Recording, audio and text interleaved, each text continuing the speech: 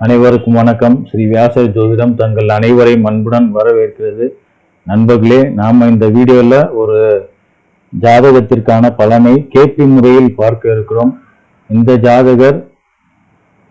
ஜாதகத்தை ஒருத்தர் வாட்ஸ்அப்ல அனுப்பியிருந்தார். Date of birth and time. அவர் அனுப்பின தேதி 5/6/2026 10:54 PM அனுப்பியிருக்காரு. இந்த ஜாதகருக்கு டேட் ஆஃப் பர்த் 30/12/1998. இப்போ வயசு 27 வயசு 5 மாதம் 20 நாள் ஆகுது. இவர் கொடுத்த நேரம் பிறந்ததா கொடுத்த நேரம் 3:35 AM. ஆனா நம்ம ஆலங்கிரகங்கள் வச்சு time rectification, birth time rectification பண்றப்ப 3:33:25 பிறந்திருக்காரு. புதுக்கோட்டை மாவட்டம். இவருடைய ராசியை பார்த்தோம்னா ரிஷப ராசி, கிருத்திகை நட்சத்திரம் 2ஆம் பாதம், லக்னம் விருச்சிக லக்னம், லக்ன புள்ளி விசாகம் 4ஆம் பாதத்துல உட்கார்ந்துருக்காரு. இப்போ இவருடைய ராசி கட்டத்தை பார்ப்போம். நாம ராசி கட்டத்துல விருச்சிக லக்னம், லக்னாதிபதி செவ்வாய் 11ஆம் இடத்துல இருக்காரு, கன்னியில இருக்காரு. 2ஆம் அதிபதி குரு பகவான் 4ஆம் பாவத்துல கேது பகவானோட சேர்ந்து இருக்காரு. 3ஆம் அதிபதி சனி பகவான் 5ஆம் வீட்டுல இருக்காரு, 6ஆம் வீட்டுல நீசம் வாங்கியிருக்காரு.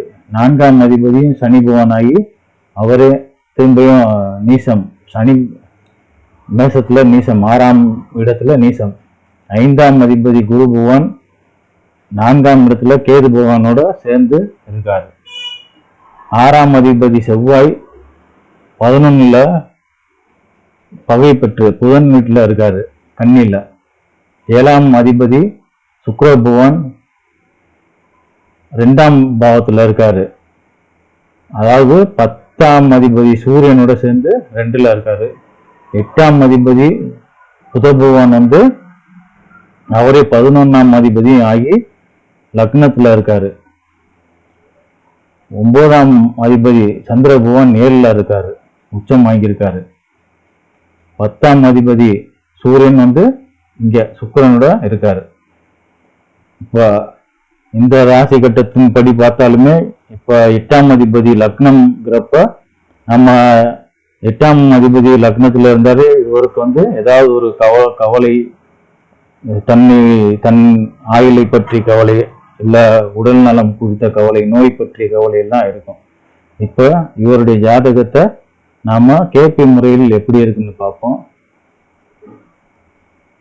கேபி முறையில் லக்ன பாவம் ஆரம்பமுனை ராகுவோட உபநட்சத்திரத்துல இருக்காரு. ராகு பகவான் 1 மற்றும் 3ஆம் பாவத்திற்கு உபநட்சத்திராதிபதி ஆகி கேது பகவான் நட்சத்திரத்துல, கேது பகவானோட உபநட்சத்திரத்துல இருக்காரு. இறுதி தொடர்பு 4-8. அதாவது கேது பகவான் நட்சத்திராதிபதியும் ஆகி உபநட்சத்திராதிபதியும் ஆகி ஒரே கிரகம் இருந்தாங்கன்னா அந்த கேது பகவான் எந்த உபநட்சத்திரத்துல இருக்காரோ அவருடைய உபநட்சத்திரத்தை எடுத்து பார்த்தோம்னா இறுதி தொடர்பு 4-8 வரும். 4-8 வருது. அப்ப இவருக்கு என்ன இதுன்னா, ஏற்கனவே நம்ம பாரம்பரிய முறையிலே பார்த்தப்ப இவருக்கு தன் நோய் பற்றிய கவலை, தன்னை ஆயுள் பற்றிய கவலை எல்லாம் இருக்குன்னு சொன்னோம்.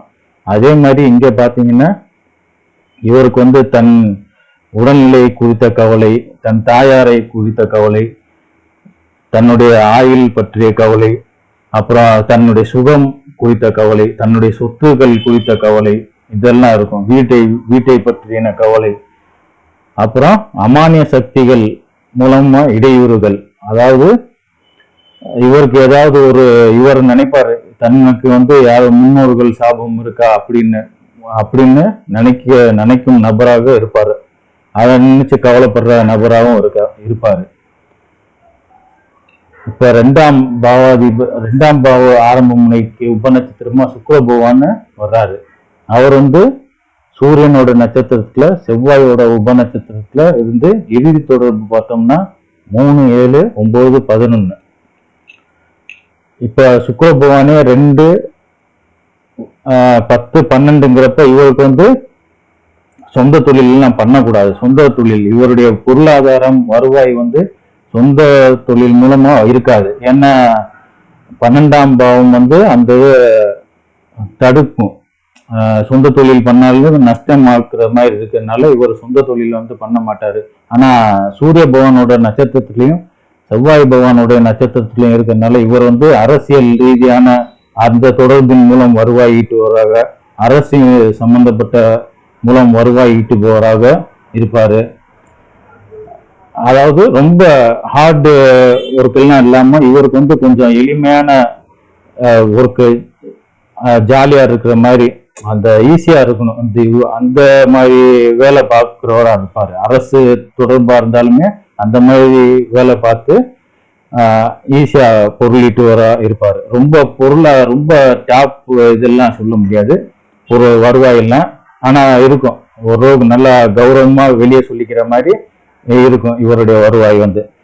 இப்போ 3ஆம் பாவத்தை பார்த்தோம்னா ராகு பகவானே வர்றாரு திரும்பியும் 1 மற்றும் 3ஆம் பாவத்திற்கு வந்து திரும்பியும் அவர் வந்து இறுதி தொடர்பு 4-8 அப்படிங்கிறப்ப இவருக்கு வந்து தன்னுடைய சகோதரர்கள் ஆக மாட்டாங்க, சகோதரர் உடன் பகை இருக்கும்.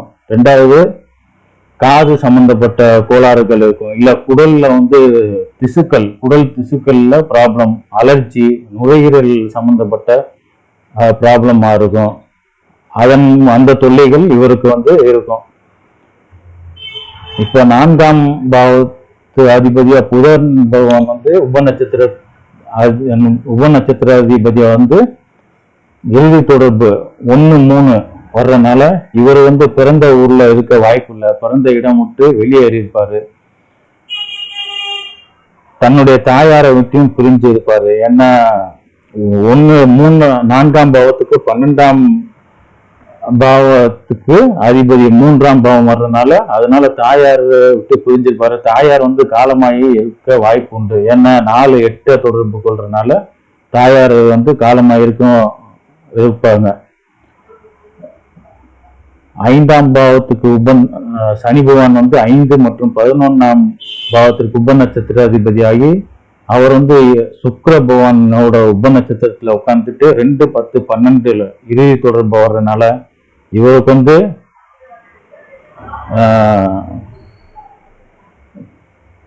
பெண்கள் முன்னும் இவர் ஏற்கனவே சொன்ன மாதிரி கவலைப்பட்டாரு. பாத்தீங்களா, சொன்னீங்கல்ல, நான் கூட சொல்லியிருந்தேன். ஃபர்ஸ்ட் பாவம் பாக்குறப்ப முன்னோர்கள் சாபம் அந்த மாதிரி இருக்குமோன்னு கவலைப்படுற.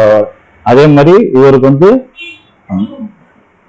பெண்களோட தொழிலை கெடுத்திருப்பாரு, அவங்களோட பொருளாதாரத்தை கெடுத்து முன் ஜென்மத்துல பூர்வ புண்ணியம் அதன் மூலமும் சாபம் வாங்கி இவருக்கு வந்து இப்ப புத்திர பிள்ளைகள் பிறக்காத சூழ்நிலை இருக்கு இந்த ஜாதகத்தின் படி. ஏன்னா சனி பகவான் 5 மற்றும் 11ஆம் பாவத்திற்கு உப நட்சத்திராதிபதியாக வந்து 2, 10, 12 தொடர்பு உயிரி தொடர்புனால இவர் சுக்கிலமும் ரொம்ப விரயம் பண்ணியிருப்பாரு. அதாவது இது வந்து வேணாம், சுக்கிலம் வந்து விரயமாகி அதன் மூலமா இது குழந்தை பாக்கியம் வந்து இது தடை இருக்கு. 2வது பெண்ணோட முன்னாடி வந்து 2, 10 தொழில் பொருளாதாரம் அவங்க பொருளாதாரத்தை எல்லாம் கெடுத்தனால ஒரு சாபமாகி அந்த மாதிரி இருக்கு. இப்ப 6ஆம் பாவத்துக்கு வந்து சந்திரன் வந்து உப நட்சத்திராதிபதி ஆகி அவங்க வந்து இறுதி தொடர்பு வந்து 1, 3, 5, 11 வர்றதுனால இவரோட ஏற்கனவே சொன்ன மாதிரி ஈஸியான ஜாப். அதாவது ஒரு இடத்துல இவர் வந்து இருக்க மாட்டாரு. வேலைங்கிறப்போ அது அலைச்சலான வேலையா தான் இருக்கும் இவருக்கு. ஆனா அது வந்து ரொம்ப ஹார்ட் ஒர்க் இல்லாம கொஞ்சம் இதா ஃப்ரீயா இருக்கும், மகிழ்ச்சி தர்ற மாதிரி வேலைகளா இருக்கும். ஹார்ட் ஒர்க் எல்லாம் பண்ற மாதிரி இல்லை இவருக்கு வந்து. இவருடைய போக்குல இல்ல சார் அந்த மாதிரி ஈஸியா பண்ற வேலைகளா தான் இருக்கு இவருக்கு.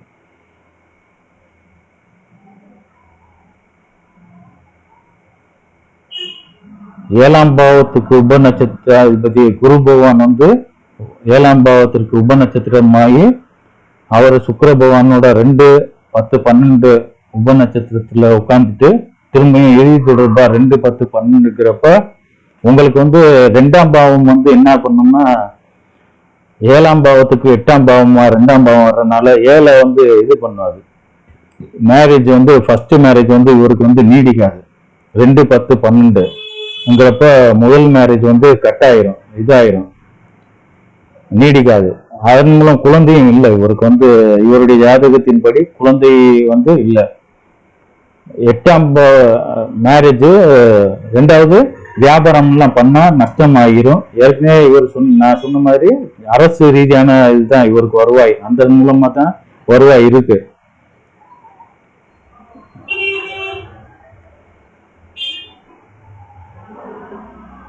மேரேஜ் ஃபர்ஸ்ட் மேரேஜ் துண்டிப்பு ஆயிருது, இருக்காது இவருக்கு. ஃபர்ஸ்ட் மேரேஜ் வந்து கண்டிப்பா இதுல முடியும், பிரச்சனை டைவர்ஸ்ல தான் இருக்கும்.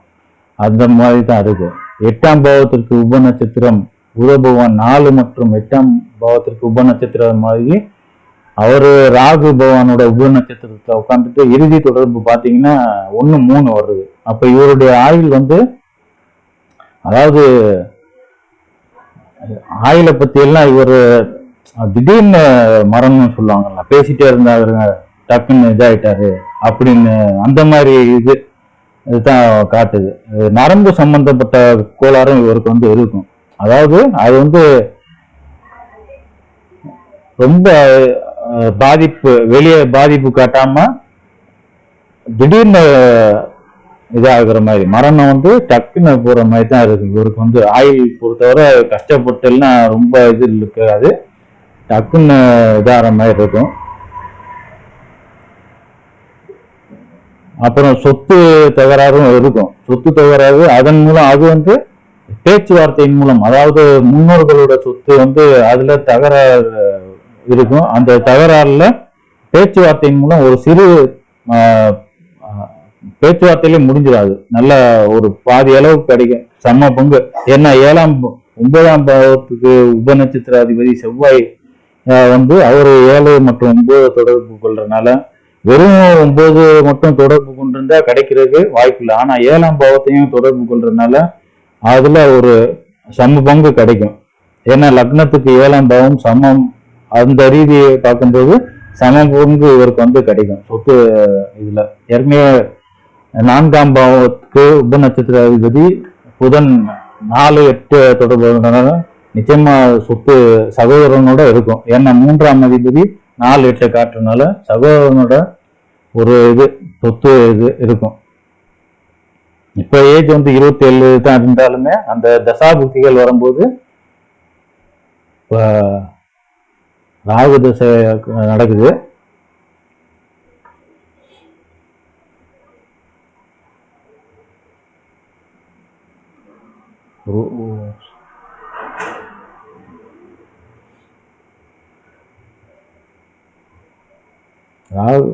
ராகு திசையில சனி பவன் இப்ப 20 சனி.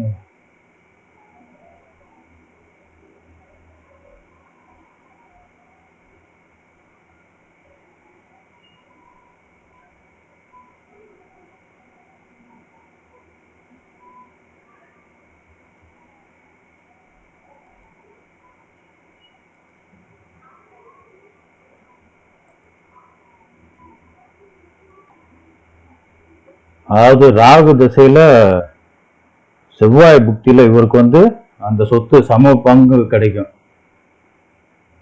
அதே மாதிரி 9ஆம் பாவத்துக்கு செவ்வாய் வந்து உப நட்சத்திராதிபதியா வந்து 7 மற்றும் 9 தொடர்பு கொள்றதுனால தந்தையின் வழி சகோதரர்கள் அந்த வழியில வந்து இவருக்கு வந்து கொஞ்சம் ஆதரவுகள் இருக்கு.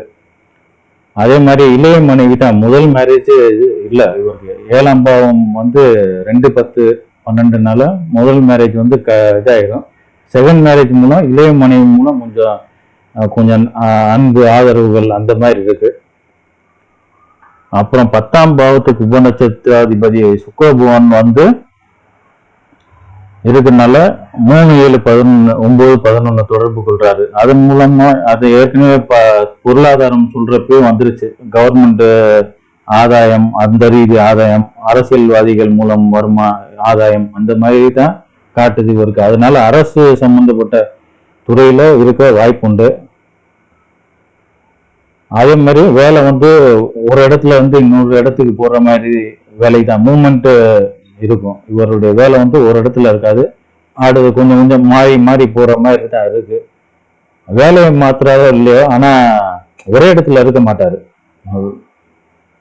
ரொம்ப கஷ்டமான வேலையும் இருக்காது இவருக்கு, நல்லா ஈஸியா ஒரு கௌரவமான இதுல இருப்பாரு. 11ஆம் பாவத்திற்கு சனி பகவான் வந்து உபநட்சத்திராதிபதியாகி அவரு சுக்கிர பகவான் 2, 10, 12 உபநட்சத்திராதிபதி சுக்கிர பகவானோட இதுல இருந்துட்டு 2, 10, 12 தொடர்பு கொள்றதுனால இவருக்கு வந்து மூத்த சகோதரர்கள் இருக்க வாய்ப்பு இல்லை. மூத்த சகோதரர்கள் மூலம் ஆதாயமும் இல்லை, அவங்களாலையும் கஷ்டம்தான் இவருக்கு. இருந்தாலும் இருக்க மாட்டாங்க, ஏன்னா 2, 10, 12 தொடர்பு கொள்றதுனால இருக்க மாட்டாங்க. அப்ப 12ஆம் பாவத்திற்கு உபநட்சத்திர அதிபதி அவரு சுக்கிரனை வந்து வர்றதுனால நல்லா இது சயன சுகங்கள் அதெல்லாம் இருக்கு, இவருக்கு நல்லா இருக்கு. ஆனா சுக்கிரம் வந்து இவர் வந்து ரொம்ப விரயமாக்கியிருப்பாரு, அதனாலதான் இவருக்கு வந்து குழந்தைகள் இல்லை. என்ன இருக்காது, 2, 10, 12 காட்டுது. ரெண்டாவது சனி பகவானோட இது 5, 11 வந்துட்டு கேது பகவான் இதுல வர இருக்காரு. அதனால இவர் சொன்ன மாதிரி நினைச்ச கவலைப்பட்ட மாதிரி இந்த பெண் சம்பந்தப்பட்ட சாபம் அந்த இதுதான், அதனாலதான் இருக்காது தவிர இவருக்கு வந்து இந்த இதெல்லாம் இருக்கு, சயன சுகம் எல்லாம் இருக்கு, அதெல்லாம் இருக்கு. இப்ப நம்ம வந்து ராசி கட்டத்திலே பார்த்தோம்னா இவருக்கு வந்து 5ஆம் பாவம் பாத்தீங்கன்னா குரு பகவான் இதுல கேது பகவானோட சேர்ந்து 4ல இருக்காரு, 5க்கு 12ஆம் இடத்துல இருக்காரு. அங்க அது வந்து கன்ஃபார்ம் ஆயிருக்கு. நம்ம வந்து கேபி முறையில பார்க்கும்போது அது கன்ஃபார்ம், கண்டிப்பா அதுதான் காட்டுது. ரெண்டாவது சனி பகவான் 5ஆம் அதிபதிக்கு இடம் கொடுத்த சனி பகவான் வந்து நீசமாகி இருக்காரு 6ல. அவருக்கு இடம் கொடுத்தவரு பகை வீட்டுல இருக்காரு செவ்வாய் பகவான், 11ல பகையை பெற்றிருக்காரு. ரெண்டாவது 7ஆம் பாவத்துக்கு அதிபதியும் 2ல இருக்காரு, 9ஆம் பாவாதிபதி 7ல இருக்காரு. அதுவுமே 2வது மேரேஜ் தான். பொதுவா பாரம்பரிய ஜோதி திட்டத்திலே 7ஆம் அதிபதி 9 அல்லது 9ஆம் பாவாதிபதி 7ல இருந்தாலே அதே செகண்ட் மேரேஜுக்கு வழிவகுக்கும். அதே மாதிரி இங்க பார்த்தோம்னா 7ஆம் பாவம் 2, 10, 12 தொடர்பு கொண்டு இதை டைவர்ஸ் அந்த மாதிரி பிரிஞ்சிருவாங்க. அதே மாதிரி 9ஆம் பாவம் பார்த்தீங்கன்னா 7 தொடர்பு கொள்றதுனால கண்டிப்பா செகண்ட் மேரேஜ் தான் இவருக்கு நிலைக்கும். அந்த மூலமா தான் கொஞ்சம் ஆதரவு அன்பு அதெல்லாம் கிடைக்க வாய்ப்பு இருக்கு. சரி நண்பர்களே, இப்ப இதை குறித்து எனக்கு வாட்ஸ்அப்ல அனுப்புன நபர் தான் இந்த வீடியோ குறித்து சொல்லணும். சரி நண்பர்களே, அடுத்த வீடியோல நாம சந்திப்போம்.